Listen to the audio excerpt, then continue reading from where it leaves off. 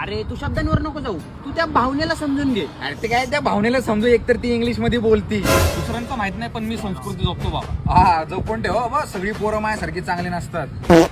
कोणी दाखव रे संस्कृतीचा. राव तुला बघून आहे ना मला प्रेरणा मिळते रे. वा, म्हणजे मेहनत मी करायची आणि प्रेरणा तू घेऊन जा. मी देवाकडे दुसरं काहीच मागत नाही, फक्त देवाने मला शक्ती आणि शांती द्यावी. अरे पण त्या दोघींना पण बॉयफ्रेंड आहेत. तुला माहितीये का, ऋतू 3 नाही 6 असतात.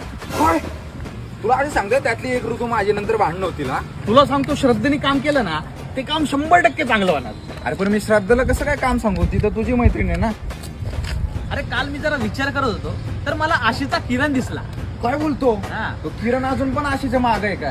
त्याला किती वेळा सांगितलं तिच्या मागे खच्ची नको होऊ. अरे आशेचा किरण म्हणजे हो दादा, संध्याकाळी पूजेसाठी या. ए मी काही माझी आणि तिची भांडणं झाली. अरे आरती आरती. रे बाबा, आरतीचं तर नको सांगू, ती गावभर फिरती. अरे अर्चना रे. अर्चना, ए बाबा तिचं बापले डेंजर आहे. आम्हाला सुशी खाताना पकडला होता बाबा. कसं आहे ना, माणसाच्या आयुष्यात एक कला असायलाच हवी, म्हणजे रंग नाही रे त्याशिवाय. मला पण आहे ना, त्या पलीकडच्या गल्लीतली कला आवडती, मला पण पाहिजे ती. अरे कला म्हणजे आर्ट आर्ट, मुलगी नाही.